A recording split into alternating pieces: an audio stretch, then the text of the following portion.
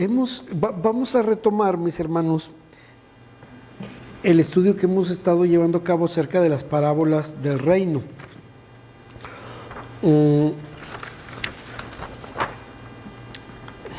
Habíamos tenido una pausa. Hace 2 semanas estuvo aquí el hermano Mendoza, de allá de Hermosillo, y al domingo pasado nosotros no estuvimos, ¿sí? Así que hoy quiero retomar, pero lo quiero hacer distinto. Ya ven que hemos estado viendo acerca de las parábolas del reino, capítulo 13. Pero quiero aprovechar, ahora que regresamos y retomamos, que vamos a retomar este tema, quiero hacer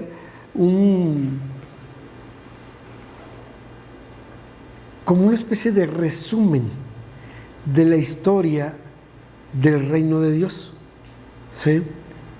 Que espero que nos pueda servir para tener un mejor panorama de lo que hemos estado estudiando en los domingos acerca de las parábolas del reino. Me gustaría que tuviéramos un mejor concepto todavía de lo que es el reino de Dios. Este es un concepto bien importante en la palabra del Señor. Dice en Juan capítulo 18, Juan 18, versículo 37. Le dijo entonces Pilato: ¿luego tú eres rey? Respondió Jesús: tú dices que yo soy rey. Yo para esto he nacido y para esto he venido al mundo, para dar testimonio de la verdad. Todo aquel que es de la verdad oye mi voz. Y ese versículo 36 también dice: respondió Jesús: mi reino no es de este mundo. Si mi reino fuera de este mundo, mis siervos pelearían para que yo no fuera entregado a los judíos, pero mi reino no es de aquí, no es de este mundo. El Señor Jesucristo, Él insiste, termina ese versículo 36 insistiendo que su reino no es de aquí, no es de este mundo. Padre, muéstranos tu voluntad a través de tu palabra, por tu Espíritu, Señor. Señor, tú eres Rey todopoderoso, tú eres el soberano, pero te ruego que nos enseñes un poquito más acerca de este concepto tan importante que tú has puesto en tu palabra acerca del reino, que entonces nosotros no solo podamos comprenderlo, sino también admirarlo, Señor, sorprendernos de todo lo maravilloso que tú planeas. No se te escapa absolutamente nada. Ayúdanos, por favor, Padre Santo, y transfórmanos. Lo ruego en el nombre de tu Hijo amado, Cristo Jesús. Amén.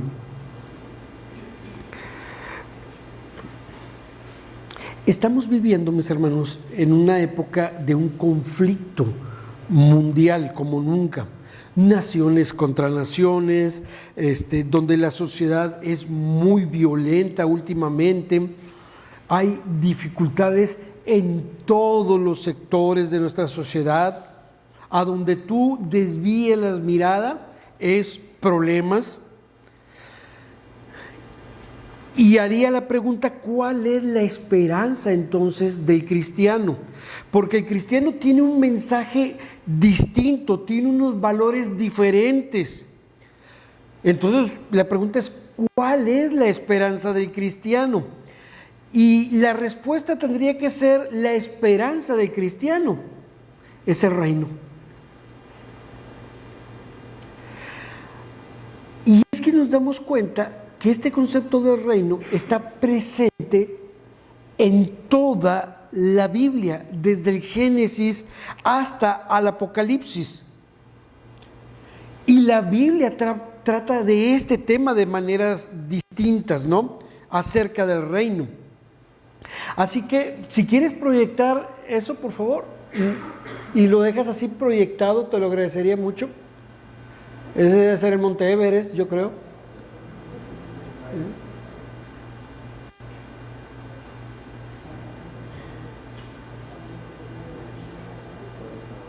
Ahí está, el reino, por favor. ¿Y qué sigue?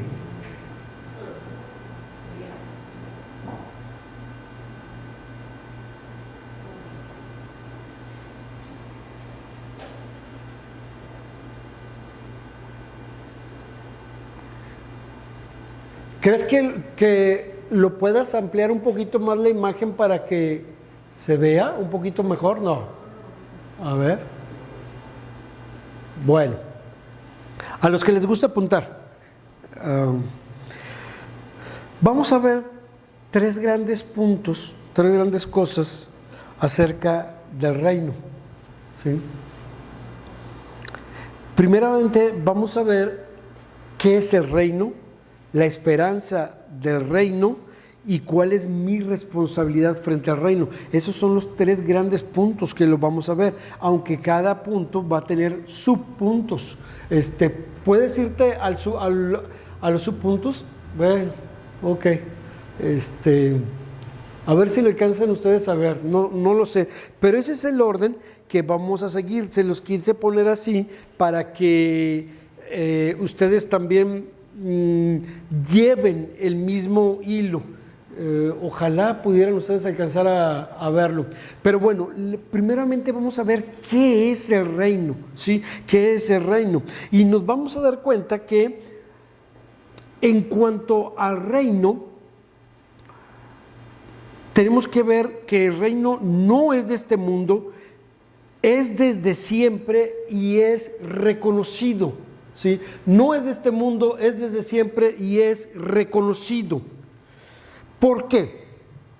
El Señor Jesucristo, Él declaró en lo que leímos ahorita ahí en Juan capítulo 27, en Juan 18, Él dijo que mi reino no es de este mundo, mi reino no es de aquí, dijo el Señor Jesucristo.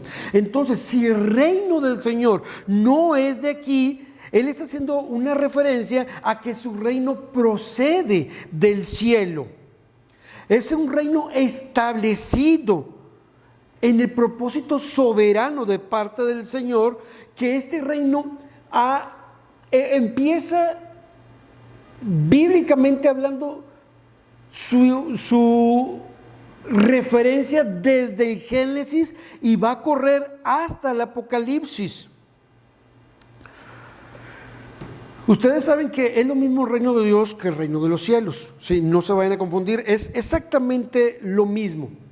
Pero al mismo tiempo, el reino de Dios es aquella esfera en la cual el Señor está gobernando, como ya hemos visto en anteriores semanas, mis hermanos. Pero al mismo tiempo es un reino que es reconocido. Es decir, es cierto que Dios gobierna en todo el universo, pero hablando del reino de Dios, del reino de los cielos, está hablando de un sentido muy específico donde la gente reconoce este gobierno de parte de Dios y por lo tanto pertenece también a este reino de Dios, como en el caso de Nabucodonosor. ¿Se acuerdan cuando él dijo una vez: bendije al Altísimo y a la vez glorifiqué al que vive para siempre, cuyo dominio es sempiterno y su reino por todas las edades? Todos los habitantes de la tierra son considerados como nada, y él hace su voluntad en el ejército de los cielos y los habitantes de la tierra, y no hay nadie que detenga su mano y le diga: ¿qué haces? Este es el reconocimiento de un súbdito del reino.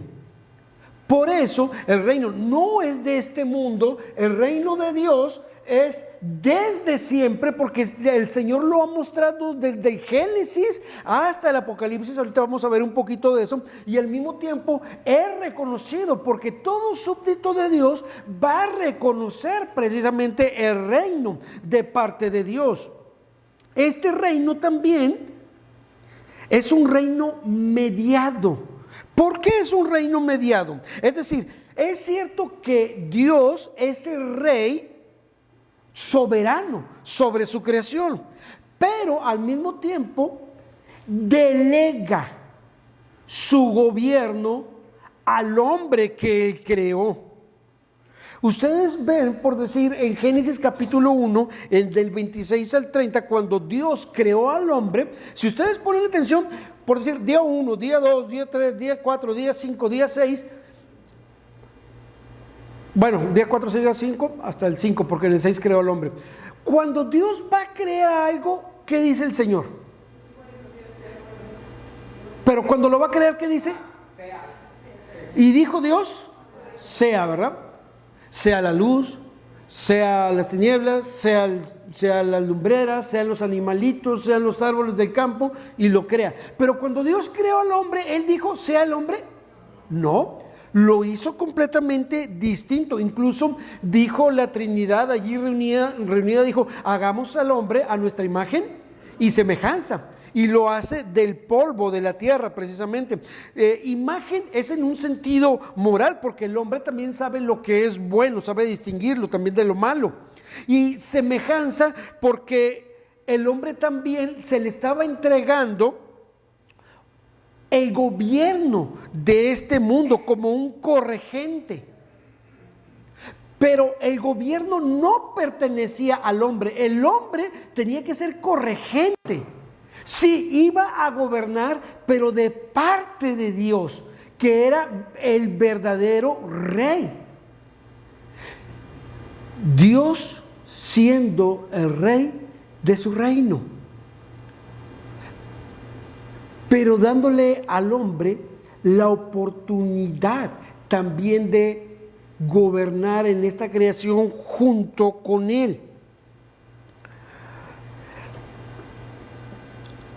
Pongan atención a esto. Esto es bien interesante, Pablo, lo que te voy a decir. ¿Cuál fue el pecado de Satanás?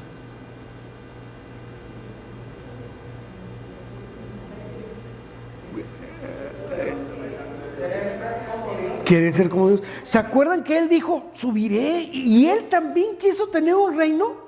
¿Se acuerdan? Que él quiso también gobernar. No, no es posible. La historia de este mundo, la historia que Dios ha escrito en las páginas de la Biblia, hablan de un reino. Y desde el principio habla de alguien que quiso usurpar ese reino, Satanás.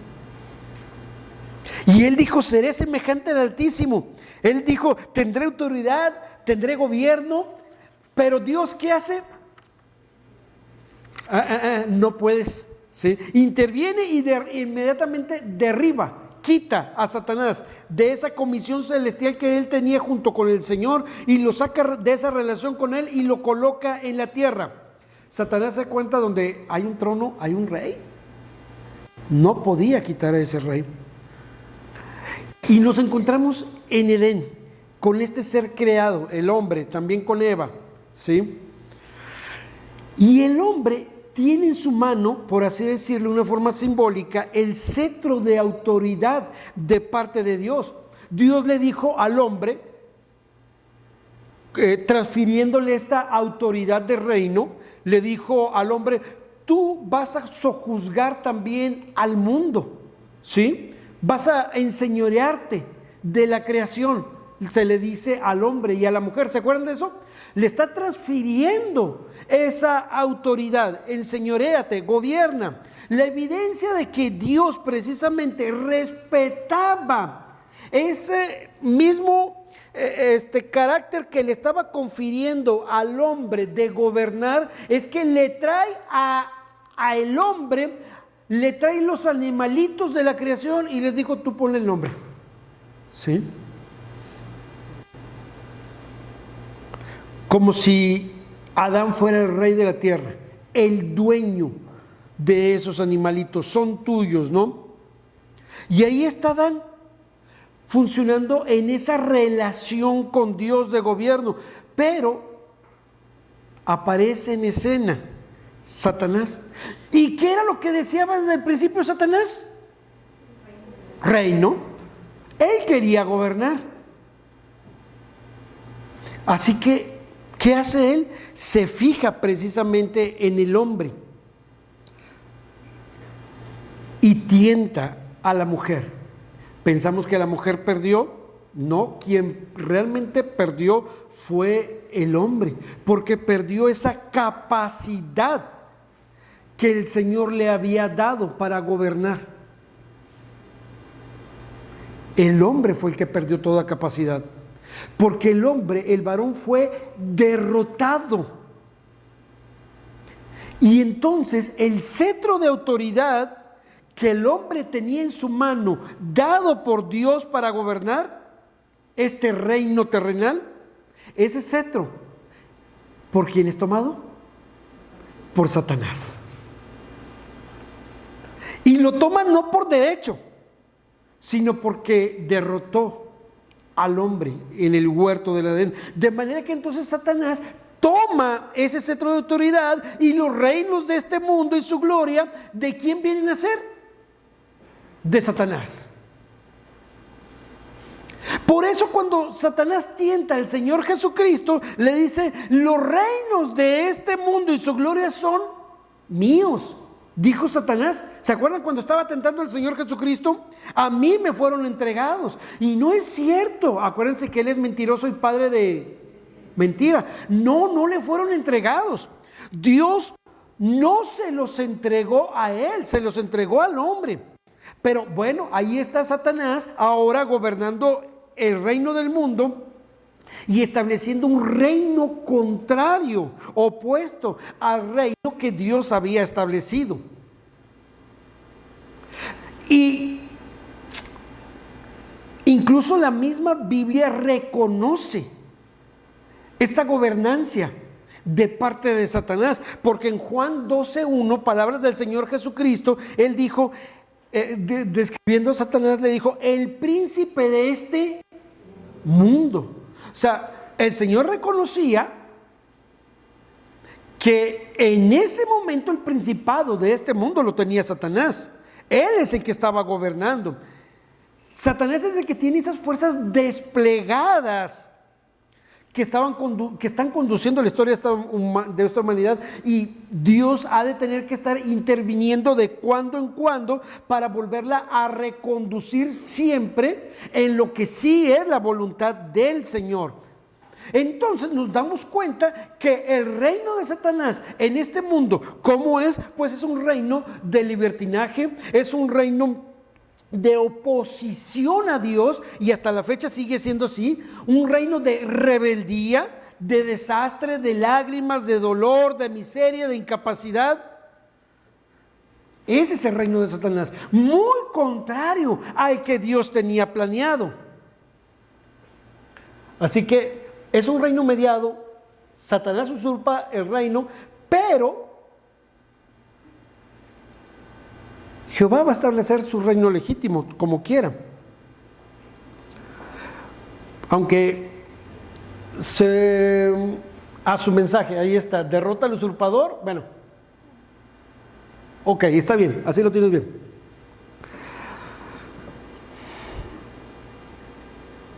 Así que el Señor va a establecer, Jehová, el Señor va a establecer a su rey legítimo. Acuérdense, el que estaba gobernando era Satanás. Dios tiene su programa, y su programa no era o es que el mundo no permanezca tal y como está. Y también la intención de Dios al establecer su reino no es que ángeles gobernaran. Acuérdense, Satanás originalmente era un ángel. ¿Y qué dijo el Señor en Hebreos 2:5? Porque no sujetó a los ángeles el mundo venidero. Dios no puso en manos de ángeles el gobierno de este mundo, sino en manos de un hombre. Es cierto que ese ángel, los demonios están gobernando ahorita, actualmente, este mundo, están conduciendo a las naciones al pecado en todo momento. Pero Dios dice y tiene sus planes, no va a ser así en este mundo venidero, porque aquel que estableció su reino en la tierra también va a establecer a su propio rey. Y entonces te das cuenta que en el Salmo 2:6 dice, el Señor está diciendo, yo he puesto a mi rey sobre Sión, mi monte santo.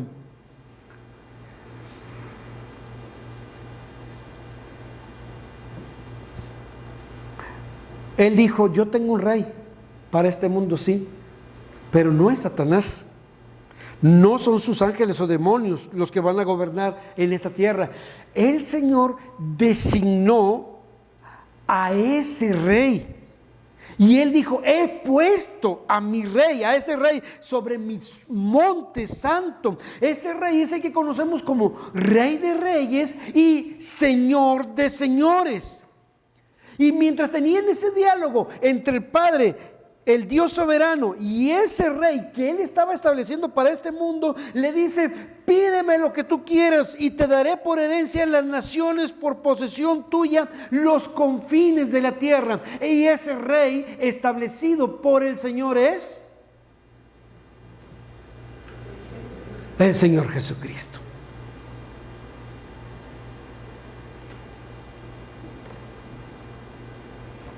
Todo lo que Satanás está gobernando actualmente en este mundo, Dios le dice a su rey, a su hijo, yo te lo doy a ti todo para que tú gobiernes, para que tú establezcas mi reino en toda dimensión, conforme a mi voluntad. Por eso el Señor Jesucristo, cuando estaba aquí en la tierra, Él dijo, no vine a hacer mi voluntad, sino la voluntad del que me envió. ¿Sigue Satanás ejerciendo autoridad sobre este reino? Sí. Él tiene aún ese cetro de autoridad hasta cierto punto. ¿Está gobernando a las naciones Satanás en este momento? Sí. Pero Dios interviene. Y dice en Gálatas 4:4, cuando vino el cumplimiento del tiempo, Dios envió a su Hijo, nacido de mujer, nacido bajo la ley, para que redimiese a todos los que están bajo la ley. En el cumplimiento del tiempo, Dios envió a su Hijo.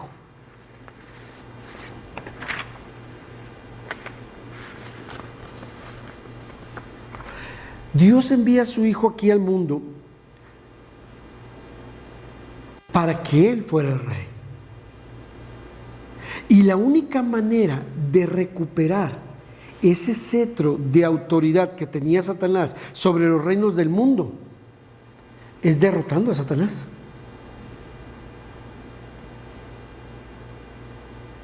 ¿Y sabes dónde lo derrotó? En la cruz.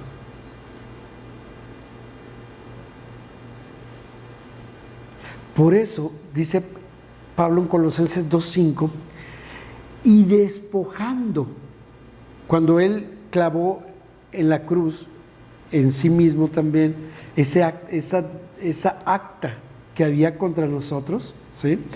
Dice que en el 2:15 dice, y despojando a los principados y a las potestades, a estos demonios, despojando a los demonios, a estas potestades, los exhibió públicamente, triunfando sobre ellos en la cruz.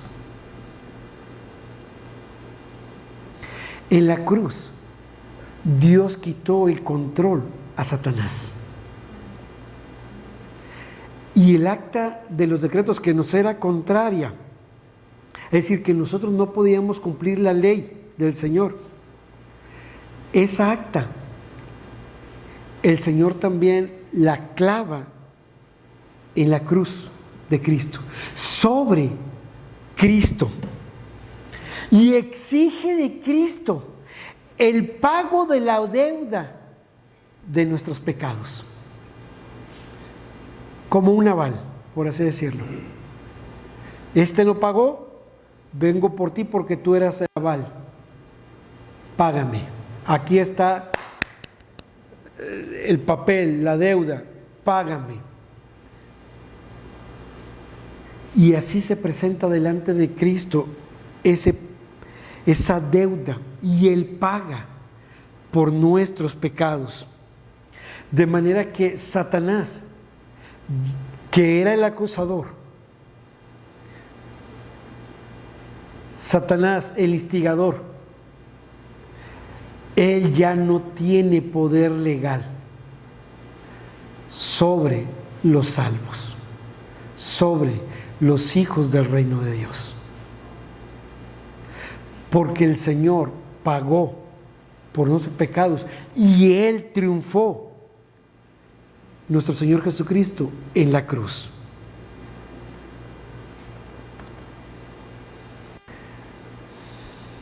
Así que Dios establece a su rey legítimo. Se cumple el tiempo y envía al Hijo, derrota al usurpador. El mismo Señor Jesucristo dijo en Juan 16:11, el príncipe de este mundo, refiriéndose a Satanás, ya ha sido juzgado.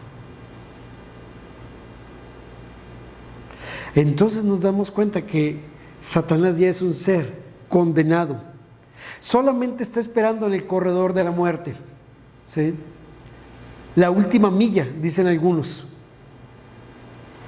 Solamente está esperando el momento de su ejecución. Es verdad que Satanás al día de ahora todavía mantiene cierta libertad, el día de ahora, que todavía anda por el mundo, que todavía tiene algo de función, que todavía tienta, que todavía produce miserias, pero está juzgado, ya ha sido condenado, y entonces él ya no tiene autoridad sobre nosotros, los hijos de Dios.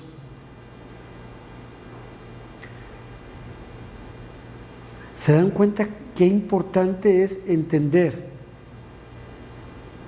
cuando una persona va a ser salva? Cuando le estás predicando el Evangelio, porque es bien importante que le aclares que tiene que creer en Cristo como Señor y Salvador, no solo como Salvador. Ese es un gran defecto de muchos predicadores el día de ahora, que solo están predicando un Salvador y no un Señor, porque Señor en griego es Adonai, y Adonai significa, bueno, es Kurios, en griego es Kurios, en hebreo es Adonai, que significa, díganlo más fuerte, Señor. Pero Señor, ¿en qué sentido? ¿Como el Señor de aquí de al lado? El amo, el rey, el todopoderoso, el dueño de tu vida y de todo lo creado. Nunca prediques solamente un Salvador. Tienes que predicar a Cristo como Señor y Salvador.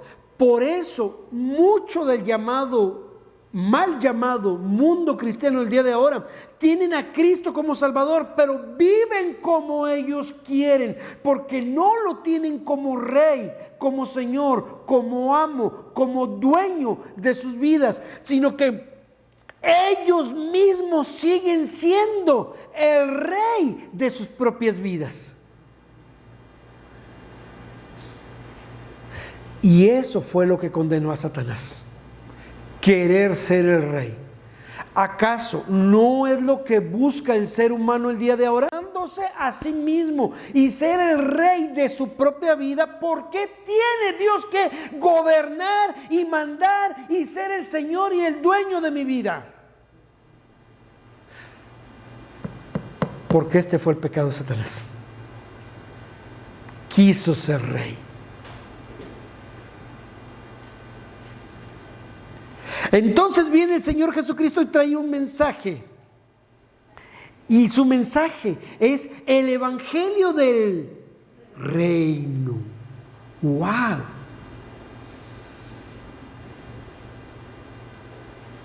Eso fue lo que empezó a predicar el Señor Jesucristo.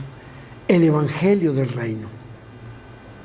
Él empezó su ministerio después de la muerte de Juan el Bautista.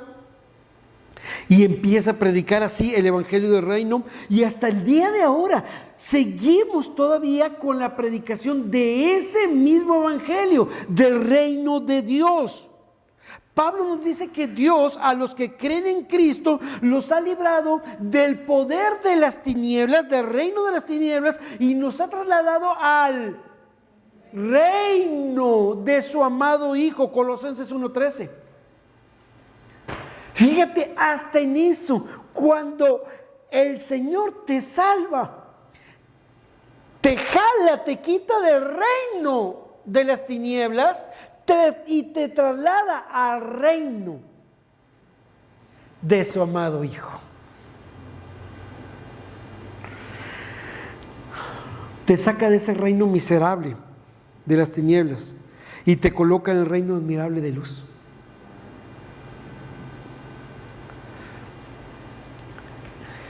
Y entonces llegamos, ¿cómo es este reino? Y así a grandes rasgos, es un reino de paz, de victoria y de santidad. ¿Por qué de paz? Porque acuérdense que el Señor Jesucristo realiza la paz con nosotros y Dios nos reconcilia. ¿Se acuerdan de eso? Porque Dios puede restaurar a las personas que caen, ¿sí o no? Sí. ¿Por qué puede Dios perdonar tu pecado y el mundo y el del mundo? Porque el Señor Jesucristo pagó precisamente por los pecados allí en la cruz. Y eso nos permite a nosotros disfrutar y experimentar esa paz con Dios. Es un reino de victoria porque el Señor Jesucristo, fíjense bien, o sea, el Hijo, el Señor Jesucristo, el Espíritu Santo y el Dios Padre, cuando nos llama, nos saca de esa esclavitud y de esa miseria y nos coloca en la esfera de la victoria de Cristo, en Cristo. El cristiano no está cerca de Cristo. El cristiano está en Cristo, que es distinto. Y entonces la victoria de Cristo es también nuestra victoria. Se comunica a nosotros, los creyentes, esa victoria. Por eso Pablo decía en Romanos 8:37, somos más que vencedores por medio de aquel que nos amó. No es que yo haya vencido por mí, sino por Cristo. Por estar en Cristo se me dio también esa victoria. Y entonces Satanás no puede resistir que se predique de su derrota. ¿Qué hace Satanás? Ha creado un concepto religioso equivocado que ha entrado, ha permeado a nuestras iglesias, que dice que debemos de disponernos para la lucha contra él, que tenemos una lucha contra Satanás, contra los demonios. Pero no es así. Fíjense bien lo que les estoy diciendo. No, tú no tienes, si tú ya estás en Cristo, si tú ya fuiste salvo, tú no tienes una lucha contra demonios, tú no tienes una lucha contra Satanás. ¿Por qué? Porque Satanás está derrotado. Lo único que nosotros tenemos que hacer es mantenernos en esa esfera de victoria en el Señor Jesucristo. Donde Cristo está, nosotros estar. Y Él nos ha puesto en esa esfera de victoria. Él incluso nos da las armas para defendernos. Eso aparece en Efesios capítulo 6. Pero hoy se enseña en algunos lados que las iglesias tienen que luchar contra los demonios para evitar su influencia en este mundo. De hecho, ¿cuándo viste tú en la Biblia que los hombres de Dios estuvieran luchando contra demonios? ¿Acaso Pedro luchaba contra los demonios? ¿Juan? ¿Pablo? Exorcizaban en algunas ocasiones, pero no luchaban contra demonios. Incluso la recomendación es: ni siquiera te metas con Satanás, porque es una potestad superior a ti. En potencialidad, tú nunca vas a poder derrotar a Satanás, ni se te ocurra enfrentarte a él. Ustedes podrán decir y sacar la cita: porque no tenemos lucha contra sangre y carne, sino contra huestes de maldad, principados, potestades. No, yo no soy el que lucha. Ellos luchan contra mí, que es diferente. Satanás y sus demonios tienen una lucha conmigo. Yo con ellos no. Yo lo que tengo que hacer es mantenerme en Cristo. Están las armas, la armadura completa del cristiano en Efesios capítulo 6 para yo defenderme de los ataques de Satanás. Pero él es el que tiene la lucha conmigo. Yo no tengo la lucha contra Satanás, tengo la lucha contra mi pecado, que es distinto, contra mi carne, pero no contra Satanás. Por eso nunca ves a Pablo, a Pedro, a Juan, a Jacobo, nunca los ves luchando. Vamos contra los demonios y quién se... No, no vayas a hacer esa tontería en tu vida. Nunca vas a poder derrotar tú a Satanás. Ni se te ocurra hablar mal de Satanás. Como el canto ese que dice: machúcalo, machúcalo, pásale la cabeza. El que cantabas la vez pasada, que querías pasar a cantar especial, ¿te acuerdas? Ese es estás insultando a una potestad superior. Y a Satanás lo tienes que tratar con respeto, entendiendo que es un enemigo que ya fue derrotado por el Señor. ¿Me estoy explicando, hermanos? Así que este reino es un reino de paz, es un reino de victoria, pero también es un reino de santidad. ¿Por qué? Porque el Rey es santo, y si el Rey es santo y tú estás en Cristo, entonces tú y yo tenemos que ser santos. El Señor Jesucristo no habla, el apóstol Pedro no exhorta a que tú hagas esfuerzos sobrehumanos para ser santo, sino que simplemente dicen: sed santos porque yo soy santo. La santidad no son esfuerzos sobrehumanos, mis hermanos, como si fuera algo imposible. La santidad es permitir que el Espíritu Santo reproduzca a Cristo en tu vida. Esa es la santidad.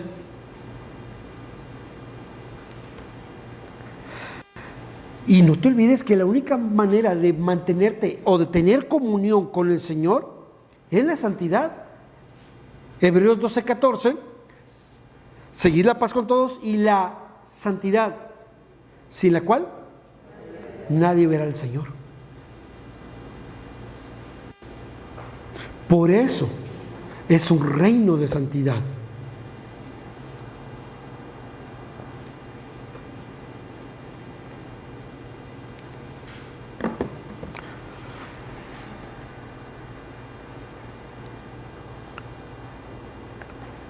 Me voy rápido. Segundo gran punto.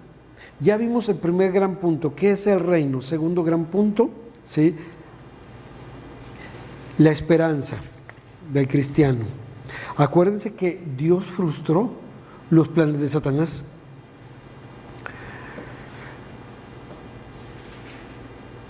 La naturaleza de Satanás es oponerse al Señor, aunque Satanás ya conoce su final, sabe que él está derrotado. Pero mientras se ejecuta sentencia, él sigue intentando por todos los medios hacer caer a este mundo. Así que él trabaja por medio de imperios, por medio de gobiernos, por medio de acuerdos políticos, por medio de la cultura, por medio de la sociedad, Satanás. Y vemos que él intenta siempre derrotar el reino de Dios. Satanás, utilizó el imperio babilónico y quiso destruir al pueblo de Dios. Y Dios preservó a su pueblo. Levantó también Satanás, utilizó al imperio medo-persa, al imperio griego, al romano. Todos estos eran proyectos de Satanás. Pero ¿qué ocurrió? Dios al último sigue siendo el que gobierna. Acuérdense que él dijo en Salmo 2:6, yo he puesto mi rey sobre Sion. Él sigue gobernando y así va a ser siempre. Satanás sigue buscando esa alianza entre las naciones contra Dios. Quiere derrotar a Dios. Él sigue queriendo tener, Satanás, un imperio de pobreza, de persecución, de miseria, de hambre. Ese es el proyecto de Satanás. Dios tiene su propio plan y lo está cumpliendo y lo va a cumplir. Porque la Biblia habla que al final de los tiempos todas estas naciones se van a unir para luchar contra el Señor y contra su ungido. Es el conflicto del mundo contra el reino de Dios. Quieren derrocar a Dios, a su reino. ¿Qué hace Dios? No tiene que hacer absolutamente nada. ¿Sí? Dice en 2 Tesalonicenses 2:8, entonces se manifestará aquel inicuo a quien el Señor matará con el espíritu de su boca y destruirá con el resplandor de su venida. Dios derrotando a Satanás y a todas las alianzas que iban contra su reino. No hay guerra, ya están derrotados todos y nos damos cuenta que al final nuestro Dios reina y su reino se manifiesta con su venida. Y ahí tienes la historia del reino de Dios desde el principio de Génesis con Adán hasta el final de los tiempos, con el reino del Señor manifestándose. Nos damos cuenta que en ese trono que aparece en Apocalipsis está el todopoderoso y soberano Dios, reinando como siempre fue su plan. Mis hermanos, esa es la esperanza nuestra. Dice en segunda carta de Pedro, vamos allá por favor, segunda carta de Pedro, capítulo 3, segunda de Pedro 3:11. Puesto que todas estas cosas han de ser deshechas, ¿cómo no debéis vosotros andar en santa y piadosa manera de vivir, esperando y apresurándonos para la venida del día de Dios, en el cual los cielos encendiéndose serán deshechos y los elementos siendo quemados se fundirán. Pero nosotros esperamos, según sus promesas, cielos nuevos y tierra nueva en los cuales mora la justicia.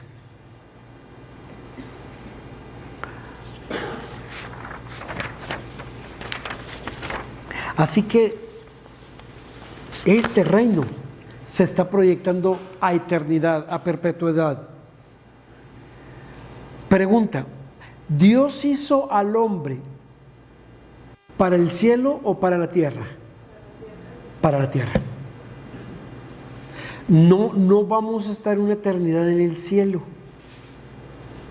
Sí nos vamos a presentar en el hogar celestial delante de nuestro Salvador, sí.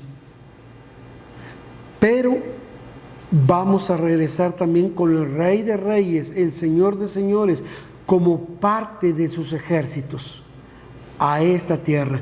Por eso dice que habrá cielos nuevos y tierra nueva.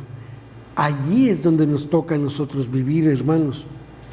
Esa es nuestra esperanza, presentarnos delante de nuestro Salvador y gobernar nuevamente junto con Él en esa tierra, junto con el Señor. Esa es la esperanza del cristiano. Y último punto, mi responsabilidad. Me fui ya muy rápido, ¿no? Eso, el que leí de 2 de Pedro 3:14 dice: por lo cual, oh amados, estando en espera de estas cosas, procurad con diligencia ser hallados por Él sin mancha e irreprensibles en paz. ¿Cuál es mi responsabilidad por lo pronto? Presentarme sin mancha, decirle: Señor, he pecado, perdóname, ayúdame, límpiame. Es presentarme irreprensible. Es bien difícil esto, porque ¿quién de nosotros puede levantar la mano y decir: yo no estoy en la situación de que nadie me diga absolutamente nada, nadie me puede reprender de nada, como si fuéramos políticos, ¿verdad? Que los políticos no tienen nada que se les achaque. Y son bien corruptos. Pero ellos dicen que no tienen nada que se les achaque. Irreprensible es el acto de que nadie puede decir nada contra ti. Y esto es bien difícil. Pero es parte de nuestra responsabilidad. Y dice que es sin mancha, irreprensibles y al mismo tiempo en paz. Salud. Hay muchas peleas, incluso a veces entre el mundo cristiano, a veces en la iglesia interna. El Hijo de Dios tiene que buscar verdaderamente la paz con Dios y la paz de Dios. Dice en 1 Juan 3:2: amados, ahora somos hijos de Dios y aún no se ha manifestado lo que hemos de ser, pero sabemos que cuando Él, el Señor Jesucristo, se manifieste, seremos semejantes a Él porque le veremos como Él es. Y si Él es un Señor de paz, nosotros también tendríamos que presentarnos así.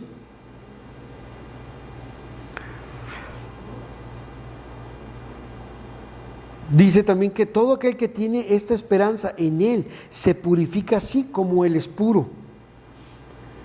Entonces, mis hermanos, termino diciendo esto: la vida de santidad no es una opción, es la única forma de vida cristiana.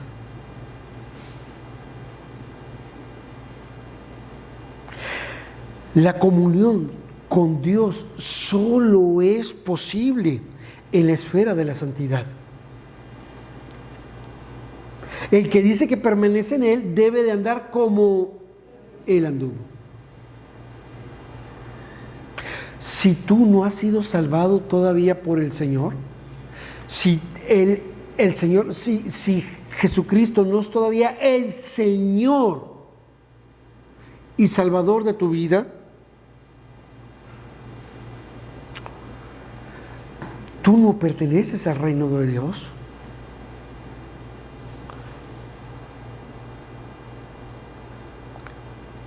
¿Cómo puedes pertenecer al reino de Dios? Pues tienes que creer en Cristo como Señor y Salvador. Tienes que arrepentirte de tus pecados. Él es el Rey de gloria.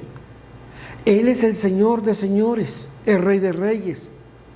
Él es el Señor de tu vida, el dueño de tu vida. Con tu pecado le has ofendido. Tú has querido ser el rey de tu propia vida. Arrepiéntete, porque ese fue el mismo pecado de Satanás. Y ya ves cuál es su destino. Va a ser el mismo de todo aquel que no tenga a Dios, al Señor Jesús como rey. Arrepiéntete. Él es el único que te puede salvar.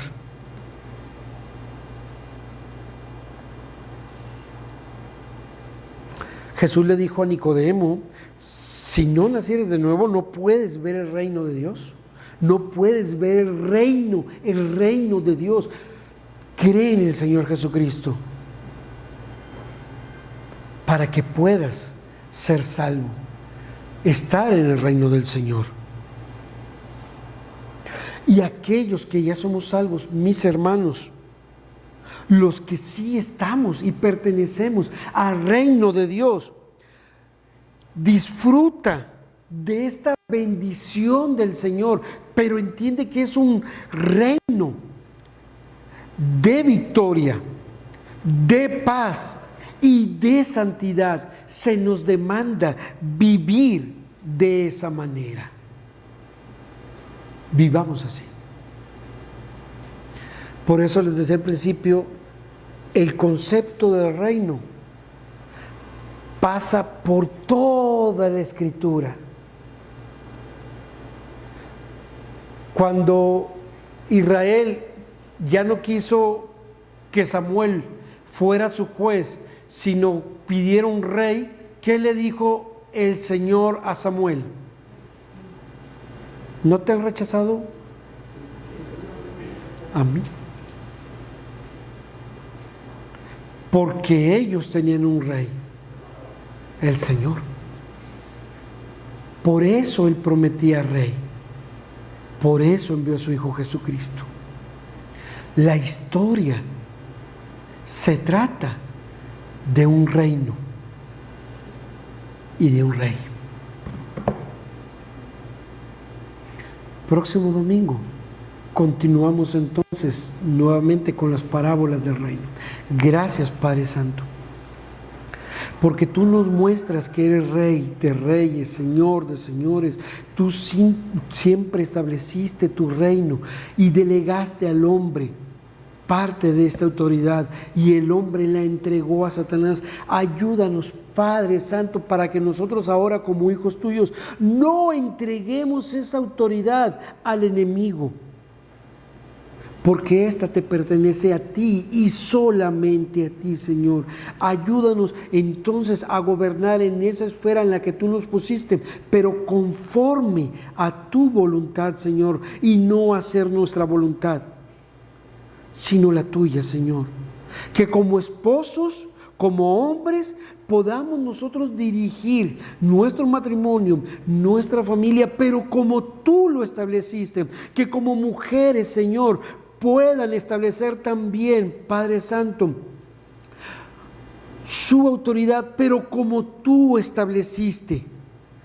No como ellas quieren, no como nosotros los hombres queremos, sino como tú lo estableciste.